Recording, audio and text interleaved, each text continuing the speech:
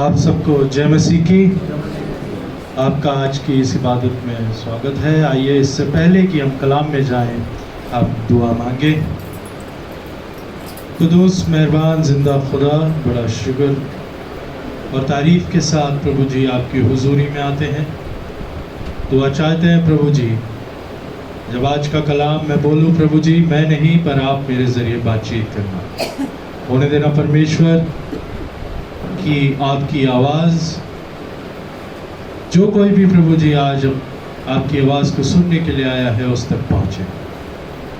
इस कलाम से हम बहुतायत से बरकतें हासिल करें। इस दुआ को खुदावंद यीशु मसीह के नाम में होकर मांगते हैं, आमीन।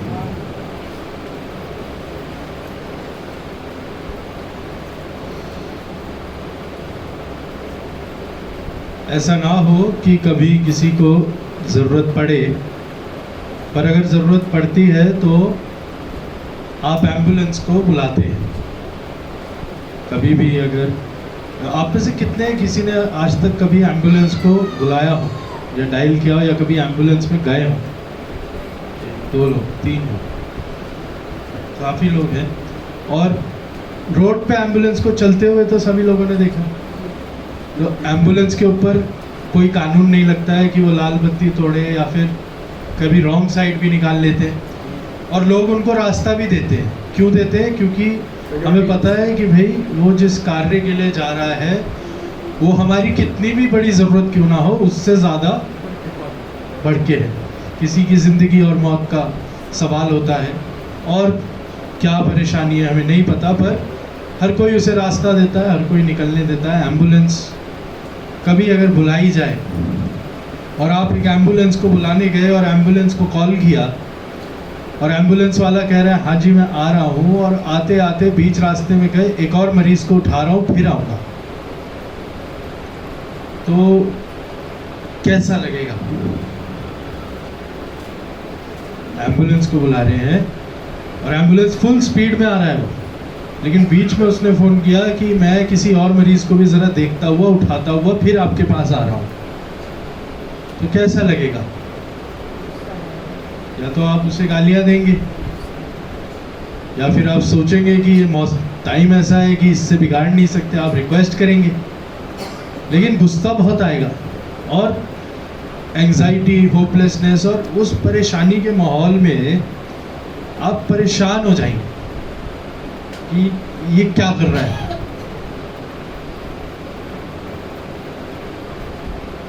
इसी चीज़ को, इसी फीलिंग को ध्यान में रखते हुए आज का कलाम हम पढ़ेंगे कि जब आपको मदद चाहिए हो और मदद करने वाला बीच में रुक जाए।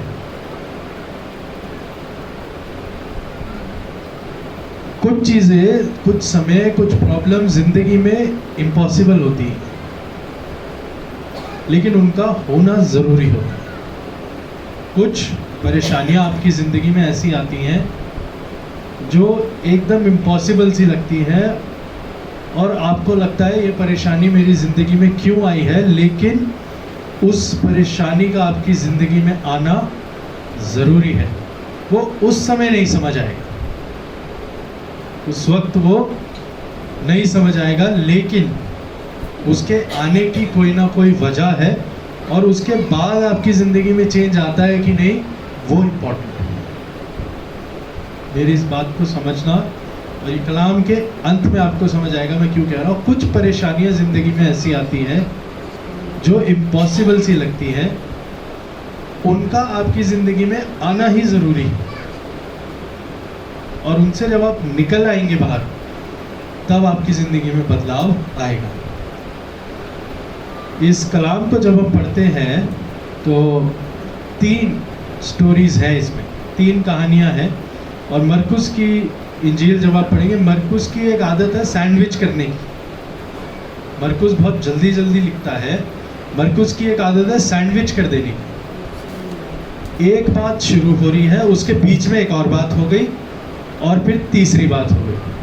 जब आप इस पैसेज को पढ़ते हैं तो वहाँ पे याइर नामक एक मनुष्य है, वो प्रभु यीशु मसीह के पास आया कि मेरी बेटी बीमार है। उसके बीच में रास्ते में एक औरत मिली है जो कि 12 साल से लहू बहने की जिसे बीमारी थी, रोगी थी, और प्रभु यीशु मसीह ने उसको ठीक किया और आखिर में याईर की बेटी को ठीक किया। इन दोनों बातों के बीच में ये सैंडविच हुई। अब ये ऐसी क्यों हुई है ये भी हम समझेंगे।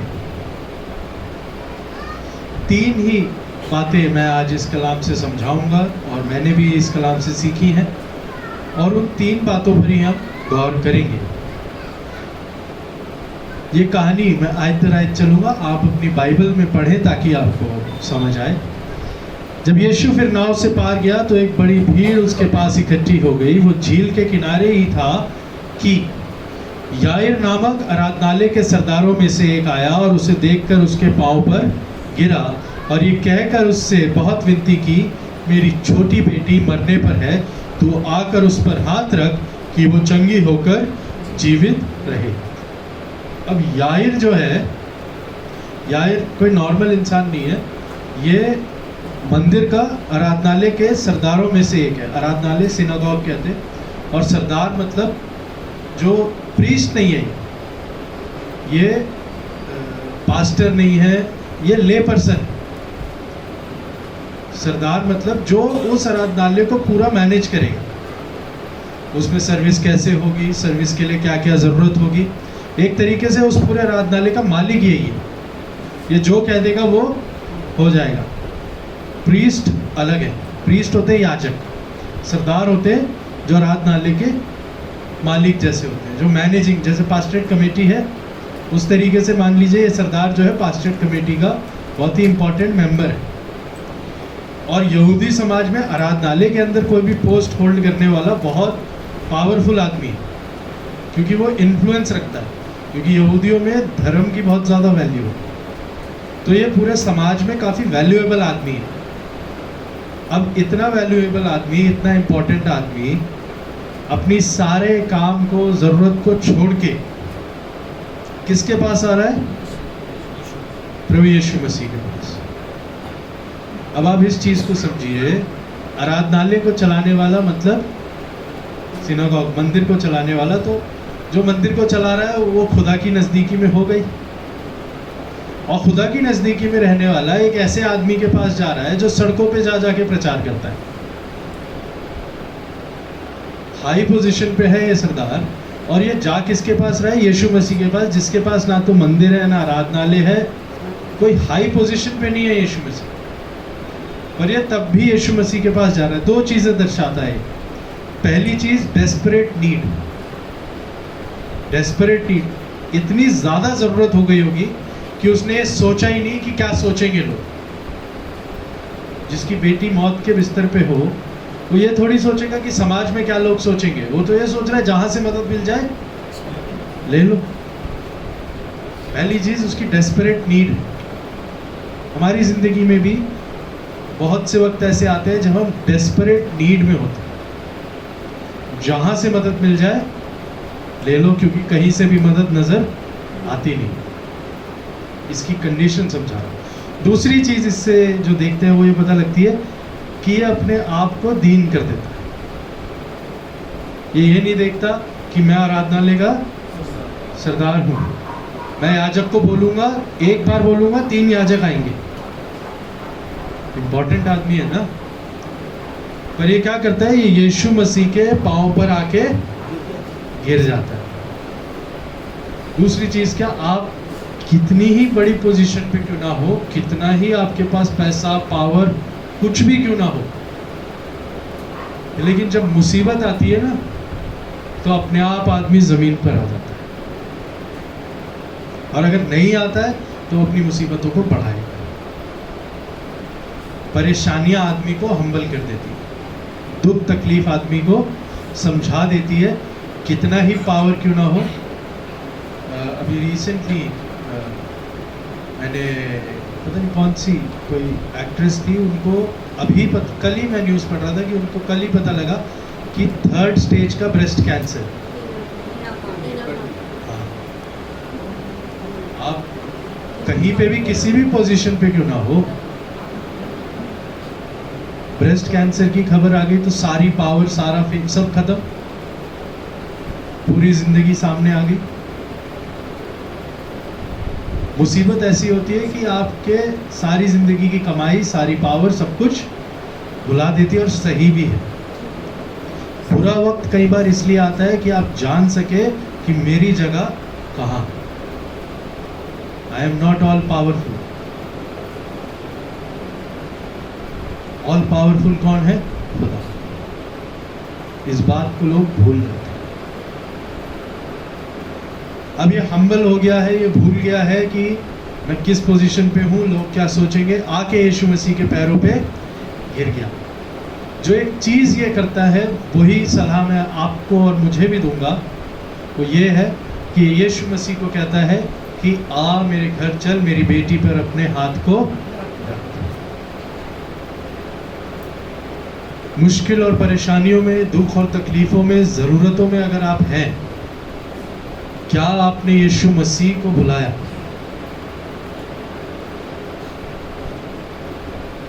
क्या आपने यीशु मसीह को अपने घर में, अपनी ज़िंदगी में बुलाया? जब भी परेशानी आए, ऐसी परेशानियां होती हैं जो आप पड़ोसी से नहीं शेयर कर सकते, चर्च मेंबर से शेयर नहीं कर सकते, पर कुछ हद तक अपनी फैमिली से तो कर सकते।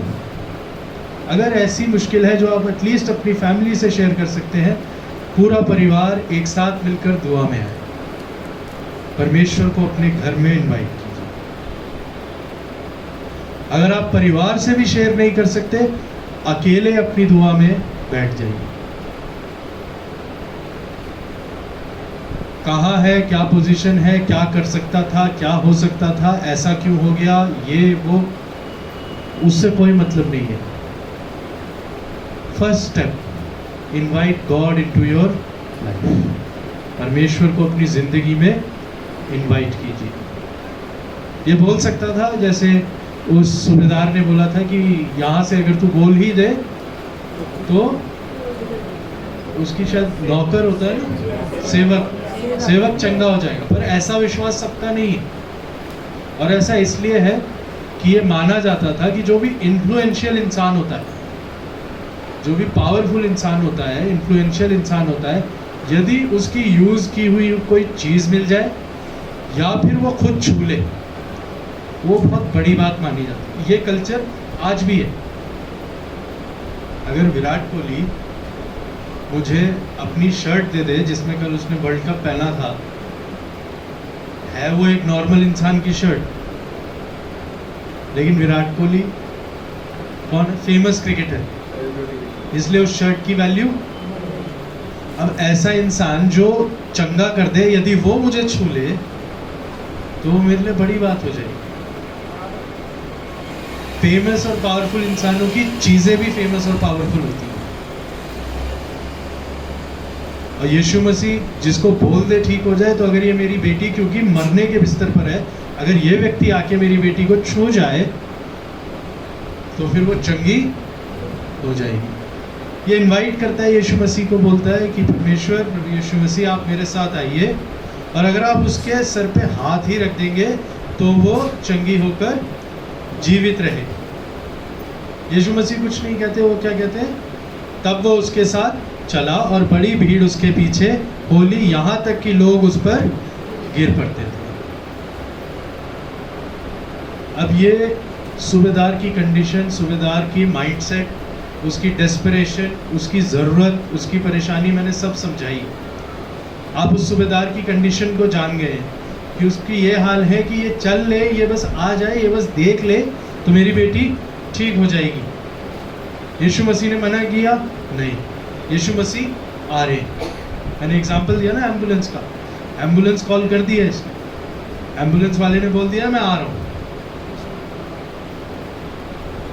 एम्बुलेंस आ रही है, एम्बुलेंस कॉल कर दी गई है, यीशु मसीह आ रहे हैं, सब ठीक चल रहा है। अब आगे क्या होता है? 25वीं आयत से पढ़ेंगे। एक स्त्री थी जिसको 12 वर्ष से लहू बहने का रोग था। उसने बहुत वैद्यों से बड़ा दुख उठाया और अपना सब माल व्यय करने पर भी उसे कुछ लाभ ना हुआ, परंतु और भी रोगी हो गई थी। वो यीशु की चर्चा सुनकर भीड़ में उसके पीछे से आई और उसके वस्त्र को छू लिया, क्योंकि वो कहती थी यदि मैं उसके वस्त्र ही को छू लूंगी तो चंगी हो जाऊंगी।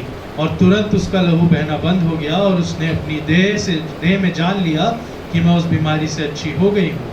यीशु ने तुरंत अपने में जान लिया कि मुझ में से सामर्थ निकली है और भीड़ में पीछे फिर कर पूछा, मेरा वस्त्र किसने छुआ। ये बहुत फेमस पैसेज है, हम सब ने कई बार इसको नोट भी किया है, कई बार पास्टर्स इसको बोलते भी हैं, ये कहानी को पढ़ा भी है, सुना भी है। पर आज मैं इस औरत के बारे में भी सोच रहा था। इस औरत पे 4 तरीके की परेशानियां हैं। आप नोट कर लीजिएगा कहीं और घर जाके पढ़िएगा।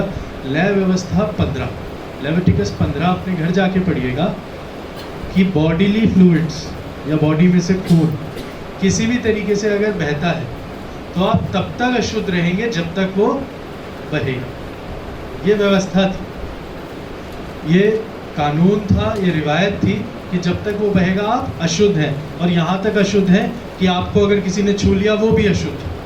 आप मंदिर में नहीं जा सकते, आप लोगों से मिल नहीं सकते आप, और ये कानून था। अब आप समझिए, इस औरत के ऊपर फिजिकल यानी कि अपनी बॉडी में तो प्रॉब्लम है, फिजिकल प्रॉब्लम है।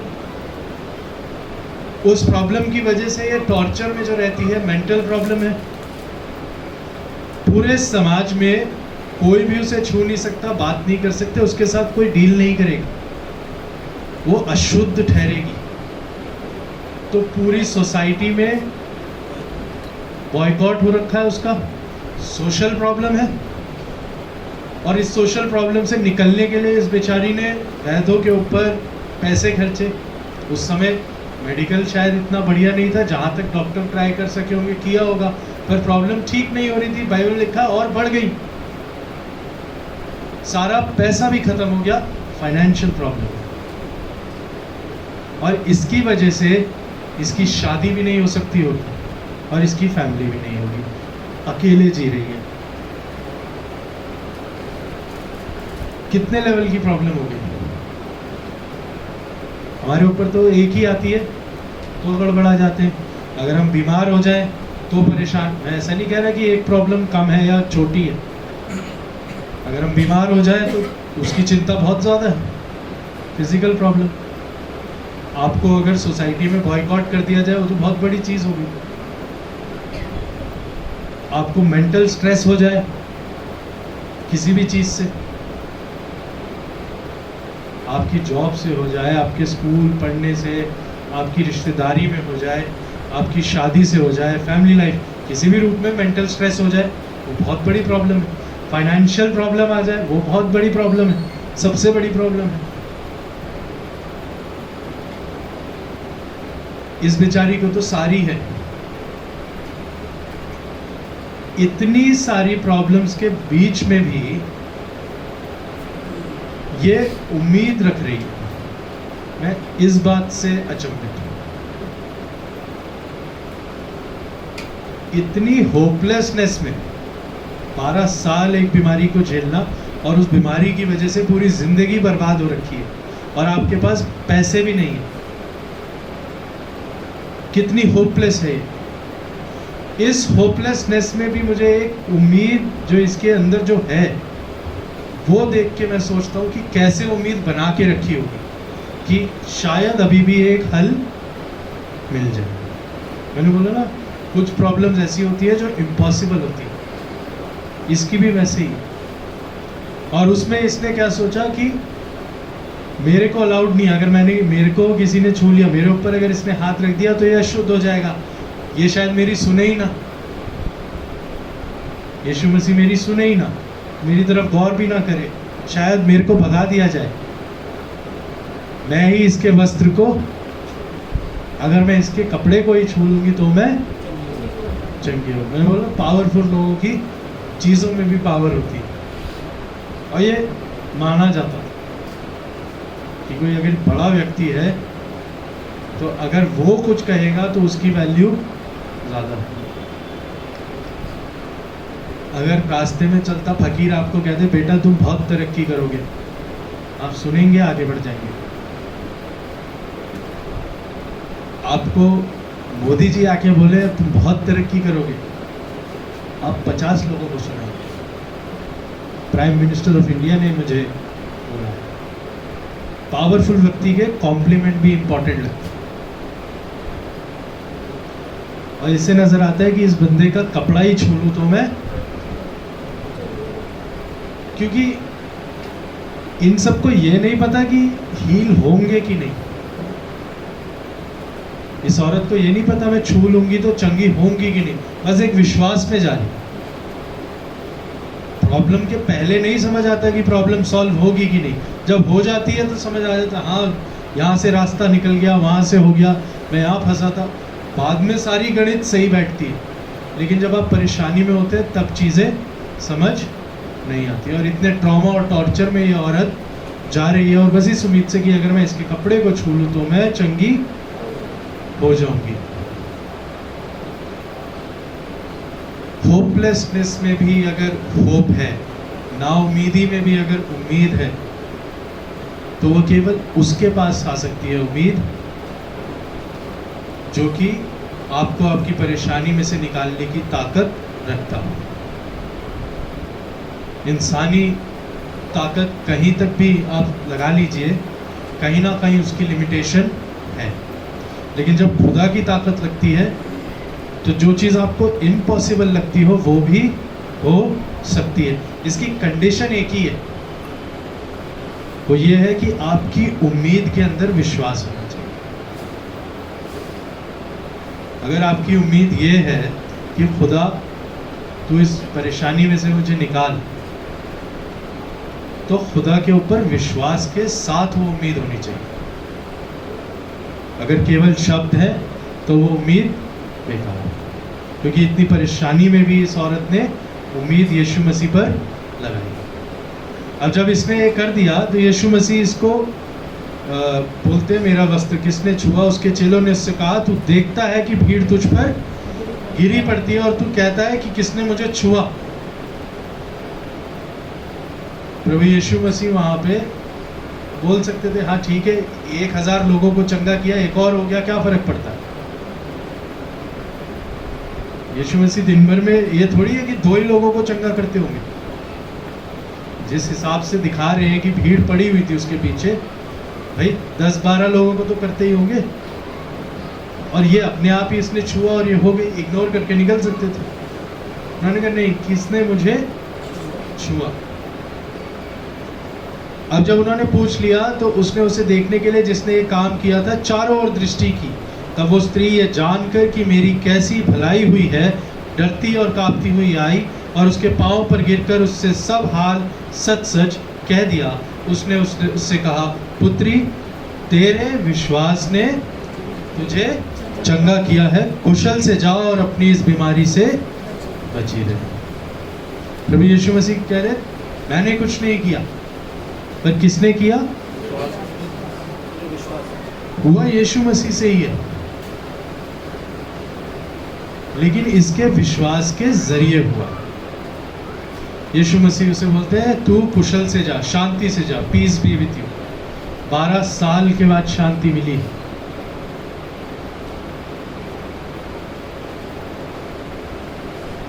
ये मैं इसलिए बोल रहा हूं कि यीशु मसीह नोट क्यों कर रहे हैं यहाँ पे कि किसने मुझे छुआ, क्योंकि जो सिचुएशन चल रही है वो ये है कि यायर की बेटी मौत के बिस्तर पर। ज्यादा इंपॉर्टेंट वो है ना, मौत के बिस्तर पे एक किसी ने छू लिया, चंगी हो गई, ठीक है आप आगे बढ़ो। यीशु मसीह बीच में रुक गए, रुक के उसे बोला कौन है जिसने मेरे वस्त्र को छुआ। ये सब तब हो रहा है जब यीशु मसीह इमरजेंसी में है, जब किसी की मौत वहां पे हो सकती है। यायर के मन पे क्या बीत रही है? यायर ने भी बोला होगा अरे इतनी भीड़ गिरे जा रही है, किसी ने छुआ नहीं छुआ, आप यहाँ क्या कर रहे हो, चलो मेरे साथ। यायर की सिचुएशन सोचिए ना, यायर तो अपनी परेशानी लेके बैठा हुआ है, बेटी मरने पर है। यीशु मसीह यहाँ भीड़ में लोग ढूंढ रहे, वो किसने छुआ भाई मुझे। आपकी इमरजेंसी है, प्रॉब्लम इम्पॉसिबल है, एम्बुलेंस वाला कह रहा है मैं जरा आ रहा हूँ, एक और बीच में मरीज आ गया। यार उसी पोजीशन में।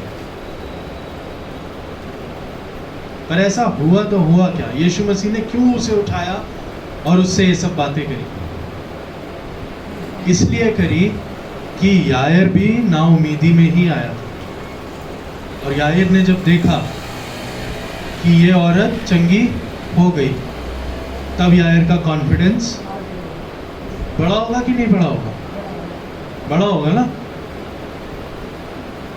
उसके आंखों के सामने चंगा हो गया तो यायर का कॉन्फिडेंस बढ़ गया होगा।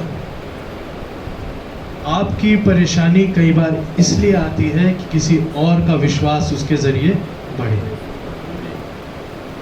और वो तब बढ़ेगा जब आपकी परेशानी में से जब आप निकलेंगे वो आपकी जिंदगी की गवाही बनेगी। अगर आप गवाही नहीं देते कि खुदा ने आपके साथ क्या किया, तो शायद कोई जो गिरता हुआ था, नाउमीदी में था, परेशानी में था, वो नाउमीदी में ही रह जाए। आपकी लाइफ की प्रॉब्लम शायद इसलिए है कि उसके जरिए किसी और को हिम्मत मिले। आपकी परेशानी हो सकता है छोटी हो, बड़ी हो, कोई फर्क नहीं पड़ता, पर यदि हम गवाही नहीं देंगे तो गवाही कौन देंगे? अगर तुम चुप रहो तो पत्थर। हमारी जिंदगी की गवाही कहाँ है? इसीलिए इतने इम्पोर्टेंट जर्नी में जब वो इमरजेंसी में जा रहे हैं, उसके बीच में भी ये औरत से पूछते हैं कि मुझे किसने छुआ, क्योंकि यीशु मसीह को पता है ये जो यायर है इसकी हिम्मत टूटी हुई है और इसके जरिए इसकी हिम्मत बंधेगी। अब यायर के मन में थोड़ी सी हिम्मत आई होगी कि ये चंगी हो गई, मेरी बेटी को भी ये ठीक कर सकता है। 12 साल की रोगी ठीक हो गई है, मेरी तो बेटी ही 12 साल की है। अब यायर जब आगे बढ़ ही रहा होता है तो 35वीं आयत में वहाँ पर कुछ लोग आते हैं और वो यायर को बोलते हैं, तेरी बेटी तो मर गई, अब गुरु को क्यों दुख देता है? खबर आ जाती है कि भाई आपकी बेटी की डेथ हो गई, अब आप छोड़िए, अब इनके जाने से कोई फायदा नहीं होगा। जब वो बात कह ही रहे थे, उसको यीशु ने अनसुनी करके आराधनालय के सरदार से कहा, क्या कहा? मत डर, केवल विश्वास है। यीशु मसीह ने उन लोगों से सवाल नहीं किया कि क्या कह रहे हो, क्यों कह रहे हो, उन्होंने सुना ही नहीं। उन्होंने बस यायर को बोला, टेंशन मत ले, भरोसा रख। एक तरफ वो एक खबर सुन रहा है कि बेटी की मौत हो गई है, इधर यीशु मसीह उसे क्या कह रहे हैं? मत डर। प्रॉब्लम तो इम्पॉसिबल ही है और इसका सलूशन भी इम्पॉसिबल ही दिख रहा है, और इम्पॉसिबल है भी। किसी के मरने के बाद जी उठना नॉर्मल नहीं है और एक्सपेक्टेड भी नहीं है। यायर की कंडीशन में तो यायर को गुस्सा आ गया होगा, अगर यहाँ ये ढूंढने को नहीं रुकता तो शायद मेरी बेटी बच जाती। उसके बाद हम सब जानते हैं यीशु मसीह ने याकूब और इनको लेकर आराधनालय के सरदार के घर में पहुंचकर उसने लोगों को बहुत रोते और चिल्लाते देखा। 39वां वर्ष, तब उसने भीतर जाकर उनसे कहा, तुम क्यों हल्ला मचाते और रोते हो? लड़की मरी नहीं परंतु सो रही है। वो उसकी हंसी करने लगे, परंतु उसने सबको निकालकर लड़की के माता पिता और अपने साथियों के साथ भीतर जहाँ लड़की पड़ी थी गया। अब यहाँ पे एक अजीब सी चीज़ है कि वो लोग उसकी हंसी करने लगे।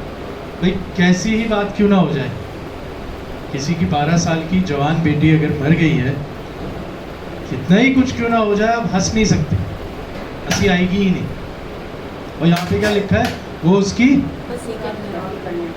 कैसे अजीब से लोग हैं। पर ये यायर के रिश्तेदार नहीं है। यहूदियों में क्या होता है, अगर किसी की डेथ हो जाती है, आप कितने ही गरीब क्यों ना हो, सबसे गरीब क्यों ना हो, सबसे गरीब आदमी के घर में भी अगर मौत हुई है तो एक कस्टम था कि मिनिमम एक रोने वाली और 2 बांसुरी बजाने वाले फ्लूट प्लेयर होने चाहिए आपके घर की मिट्टी में। और इस हिसाब से जितना बड़ा औहदा और पैसे वाले आप होते जाएंगे, उतने ज़्यादा रोने वाले और गाना बजाने वाले आपके शोक में होने चाहिए। ये कल्चर था। प्रोफेशनल रोने वाले, आप लोगों में से किसी ने सुना प्रोफेशनल रोने वाले होते हैं? राजस्थान में मैंने सुना है, रुदाली कहते हैं शायद। यहूदियों में भी अगर डेथ हो जाएगी तो प्रोफेशनली रोने वाले आएंगे, और जो यहाँ पे हो हल्ला शोर मच रहा है वो रोने वाले आए हैं क्योंकि उनको पेमेंट मिलेगी, पैसा मिलेगा रोने का, बजाने वाले को पैसा मिलेगा बजाने का। यहाँ पे एक आदमी कह रहा है कि तुम क्यों रो रहे हो और चिल्ला रहे हो, वो मरी नहीं है, वो बस क्योंकि एकदम प्रोफेशनल लोग हैं, इन्हें कोई मतलब नहीं है मरे जिए। कब्रिस्तान में जो लोग काम कर रहे होते हैं ना, सेमेट्रीज में जो भी लोग काम करते हैं, काम करते करते करते मौत मिट्टी के ऊपर ना उनकी फीलिंग्स खत्म हो चुकी होती है। कभी देखना कब्रिस्तान में जो भी लोग काम करते हैं, मौत और मिट्टी को लेकर उनकी फीलिंग्स, क्योंकि वो उनका प्रोफेशन है। अगर आप उन्हें फ़ोन करेंगे कि भैया डेथ हुई है, तो ये नहीं पूछेगा कैसे हुआ क्या हुआ, वो बोलेगा हाँ जी कॉफिन बॉक्स का इतना लगेगा और खुदाई का इतना लगेगा, ये वाले कागज़ लगेंगे, आप फोटोकॉपी करा के ये कर दो वो कर। उसे मतलब ही नहीं है आप किस दुख में हो, कहाँ हो, कोई फ़र्क नहीं पड़ता, क्योंकि उसको कमाना है, उसका प्रोफेशन। ये रोने वालों को भी कमाना है, इनका प्रोफेशन। जैसे यीशु मसीह ने बोला मरी नहीं वो, क्योंकि ये फेक रो रहे थे, एकदम से हंसने लगे, बेवकूफ़ को देखो क्या बात कर रहा है। कुछ उसकी एक्टिंग भी उतार रहे होंगे, ये बेवकूफ़, उनके तो पैसे जा रहे हैं। इसलिए यहाँ ये लिखा है कि वो हंसने, यीशु मसीह अंदर गए, अंदर जाके उस बेटी को बोला तलिता तलिता कूमी, लड़की मैं तुझसे कहता हूँ उठ। लड़की तुरंत उठकर चलने फिरने लगी। वो 12 वर्ष की थी। इस पर लोग बहुत चकित हो गए। फिर उसने उन्हें चिताकर आज्ञा दी कि ये बात कोई ना जानने पाए, और कहा इसे कुछ खाने को दो। 3 चीज़ें आज के इस पूरे कलाम से हम सीखते हैं। पहली चीज़, अपनी परेशानी में अगर आप हैं, प्रभु यीशु मसीह को इनवाइट कीजिए। नहीं बता सकते, अकेले इनवाइट कीजिए। अगर परिवार से शेयर कर सकते हैं, अपनी फैमिली प्रेयर में इनवाइट कीजिए, अपने घर में इनवाइट कीजिए। कलीसिया से अपनी परेशानी को शेयर कर सकते हैं, पासबानी दुआ में इनवाइट कीजिए। पर प्रभु यीशु मसीह को आपको बुलाना पड़ेगा, क्योंकि अगर आप अनजाने में भी उसकी सामर्थ को यूज करेंगे तो भी उसे पता है। पहली चीज, invite Christ into your life. और अगर आप उसे इनवाइट करते हैं तो कलाम कहता है जहां पाप होता है वहां खुदा नहीं होता। तो उसके लिए कन्फेशन की जरूरत है। पहले अपने गुनाह को माने, अपनी गलतियों को खुदा के आगे रखें, उसके बाद वो आएगा। पहली चीज। दूसरी चीज, कैसी ही सिचुएशन क्यों ना हो, कितने ही आप होपलेस प्रॉब्लम में क्यों ना हो, खुदा वो खुदा है जो आपकी उम्मीद है। और अगर वो आपकी उम्मीद है तो आपकी ज़िंदगी की गवाही ऐसी होनी चाहिए कि आपकी उम्मीद से बाकियों को उम्मीद मिल सके। क्योंकि आपको नहीं पता आपकी ज़िंदगी की गवाही से कौन ताकत पाता है, कौन है जो दुआओं में है, कौन है जो परेशानी में है। तीसरी और आखिरी चीज़, एक लड़की है जिसकी 12 साल से बीमारी है, और एक लड़की है जो 12 साल की है और बीमार है।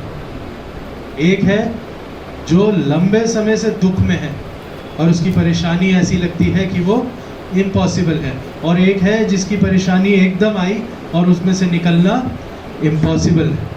दोनों ही इम्पॉसिबल लग रही। 12 साल से जिसका रोग ठीक नहीं हुआ, इम्पॉसिबल है, और जो मरने के डेथ बेड पे है उसके लिए भी इम्पॉसिबल है। पर खुदा दोनों को चंगाई दे देता है। चाहे परेशानी पुरानी हो, चाहे आज हो, और कल तक का जवाब चाहिए। कैसी भी मुश्किल में आप हैं या नहीं हैं, कैसे ही वो इम्पॉसिबल हो या ना हो, पर खुदा वो खुदा है जो आपकी इम्पॉसिबल परेशानी को भी ठीक कर सकता है। मैंने शुरू में बोला था कि कुछ परेशानियां इम्पॉसिबल होती हैं, लेकिन उनका ज़रूरी होता है कि आपकी ज़िंदगी में आए। और अगर वो आपकी ज़िंदगी में आई हैं और यदि आप उसमें हैं तो उसमें से निकलेंगे ज़रूर। पर यदि आप निकल जाएं तो दो चीज़ आपकी ज़िंदगी में होनी चाहिए। पहली चीज़, उस परेशानी की गवाही आपकी लाइफ में रहनी चाहिए कि मैं नहीं पर खुदा है जिसने मुझे निकाला। और दूसरी चीज़ ये कि अगर आप उस परेशानी में से निकले हैं तो ज़िंदगी में चेंज आना चाहिए। मुश्किल आई तो खुदा को याद किया, ठीक हुआ तो खुदा को। ये तरीका हमेशा नहीं चलेगा। वो भीड़ में से एक कपड़ा छूने पे अगर पहचान लेता है, आपकी तो ज़िंदगी को अच्छे से जानता है। अगर हम सोचें कि हम अपनी ज़िंदगी में वापस वैसे ही हो जाएंगे, खुदा तो वैसा ही है, ठीक है, चलता रहेगा, तो ये मत सोचिए खुदा को नहीं पता, खुदा जानता है। इस बात को समझने के लिए आखिर में हम कुछ आयतों को पढ़ेंगे। मत्ती की इंजील, मैथ्यू उसका 7वां अध्याय, मैथ्यू 7, उसकी 7 से 12 आयत। मत्ती 7 उसकी 7 से 12 आयत मैं आपके सामने पढ़ूंगा और इस कलाम को पूरी तरीके से हम समझ पाएंगे। मांगो तो तुम्हें दिया जाएगा, ढूंढो तो तुम पाओगे, खटखटाओ तो तुम्हारे लिए खोला जाएगा। क्योंकि जो कोई मांगता है उसे मिलता है, जो ढूंढता है वो पाता है, और जो खटखटाता है उसके लिए खोला जाएगा। यह आयत बहुत अच्छी लगती है हमें। अपनी परेशानी में हम मांग भी रहे हैं और प्रभु यीशु मसीह कह भी रहा है, मांगो तो तुम्हें दिया जाएगा। लेकिन उसके आगे भी पढ़िए, तुम में से ऐसा कौन मनुष्य है कि यदि उसका पुत्र उससे रोटी मांगे तो वो उसे पत्थर दे, या मछली मांगे तो उसे सांप दे। जब तुम बुरे होकर अपने बच्चों को अच्छी वस्तुएं देना जानते हो तो तुम्हारा स्वर्गीय पिता अपने मांगने वालों को अच्छी वस्तुएं क्यों ना देगा। इस कारण जो कुछ तुम चाहते हो कि मनुष्य तुम्हारे साथ करे, तुम भी उनके साथ वैसा ही करो, क्योंकि व्यवस्था और भविष्यवक्ताओं की शिक्षा। इसमें से एक ही छोटी सी चीज़ है जो आज के पहले कभी मैंने गौर नहीं किया था, पर आज गौर किया। वो ये है, मांगो तो तुम्हें दिया जाएगा, ठीक है, खटखटाओ तो खोला जाएगा, ठीक है, ढूंढो तो पाओगे, ठीक है। लेकिन खुदा ने कहा है कि तुम्हारा स्वर्गीय पिता, हाँ क्या लिखा है, अपने मांगने वालों को अच्छी वस्तुएं क्यों ना देगा। अब इसमें एक जो छोटी सी चीज़ है वो ये है, स्वर्गीय माँ बाप अपने बच्चों को अच्छे से जानते हैं। अगर आप अपने माँ बाप से कुछ मांगे और माँ बाप उसे दे दें, तो ऐसा नहीं है दे के माँ बाप उस बच्चे को छोड़ गए और भूल गए, रहेंगे वो उसी बच्चे के साथ। ऐसा नहीं है कि उस बच्चे को दे दिया तो आगे वो गलती कर सकता है। अगर आपका स्वर्गीय पिता है वो, और वो आपके मांगने पे देता भी है क्योंकि वो आपसे प्यार करता है, तो ये मत भूलिए वो पिता है, वो सब कुछ जानता भी है। इसीलिए अगर आप उससे पाने के बाद अपनी बुरी जिंदगी में उन गलतियों में वापस जाएंगे और उन्हें अगर दोहराएंगे, तो खुदा भूलेगा नहीं, नज़रअंदाज नहीं करेगा। खुदा जानता है। अगर गलती हुई है तो आप माफ़ी मांगे। माफ़ी मांगने के बाद परमेश्वर से उस परेशानी में जिसमें भी आप हैं निकलने के लिए दुआ मांगे। और यदि आप निकल जाते हैं तो उस रास्ते पर वापस ना जाए जिससे आप निकल कर आए हैं, क्योंकि वो स्वर्गीय पिता है और माँ बाप की नज़रों से बच्चे कभी भी नहीं बच सकते। तो वो स्वर्गीय पिता है, जिंदा खुदा है, आसमानी बाप है, उससे आप क्या छुपा लेंगे। क्योंकि कुछ भी इम्पॉसिबल क्यों ना हो, वो खुदा है जो आपकी नाउमीदी में आपको उम्मीद दे सकता है। विश्वास रखें, अपने गुनाहों को माने और खुदा को इनवाइट करें। खुदा ज़रूर से सुनेगा और अपनी पुरानी ज़िंदगी से हटकर उस नई ज़िंदगी की ओर चले जो खुदा को कबूल ठहरे। खुदावंद आपको और मुझे इस कलाम से हिदायत से बरकत बख्शे। आइए हम दुआ मांगें। खुदोस मेहरबान जिंदा खुदा, तेरे सामने आते हैं, शुक्र करते हैं प्रभु जी, तूने ये कलाम से हमें समझाया और इमरजेंसी की सिचुएशन में भी जब हमें लगता है कि तू क्यों नहीं आता, क्यों नहीं सुनता, एक गवाही है जो तू तैयार करता है, जिससे हमें ताकत मिलती है। तो हमारी ज़िंदगी की परेशानियों को हमसे बेहतर जानता है, और सही वक्त जो तूने चुना है उसमें तू निकालेगा भी। पर ऐसी तौफीक बख्शना कि अपनी ज़िंदगी की उस नाउमीदी में, उस डर में, उस भय में, उस परेशानी में जो हम शायद किसी को बता ना पाए, उससे निकल सकते हैं, ये विश्वास हमें तुझसे मिले। बाकी मर्जी तेरी है और तेरी ही पूरी हो। हम अपनी दुआ की दरख्वास्तों को तेरे आगे रखते हैं। इस कलीसिया को, कलीसिया के तमाम शख्स को, तमाम उन पासबानों को परमेश्वर, जो मेरे पैदा होने से, बैप्टिज़म से, संडे स्कूल से प्रभु जी, मेरी शादी पे, मेरी आत्मिक जीवन में तमाम जिन पासबानों ने अपने योगदान को दिया है, उन सब की ज़िंदगी की गवाहियों को आज मैं याद करता हूँ और उनके लिए दुआ मांगता हूँ। इस कलीसिया में रहे तमाम पासबानों को अपनी दुआओं में याद करते हैं, और हम तुझे शुक्रिया कहते हैं कि तूने अपनी अगुवाई रखी कि अपनी ज़िंदगी को हम बढ़ा सके, बना सके। इस कलीसिया को और आज तमाम पासबानों को, और ख़ास तौर से हर एक उस शख्स को जो नाउमीदी में तेरे अंदर उम्मीद ढूंढता है, तेरे हाथों में सौंपते हैं। और इस दुआ को खुदावंद यीशु मसीह के नाम में होकर मांगते हैं, आमीन।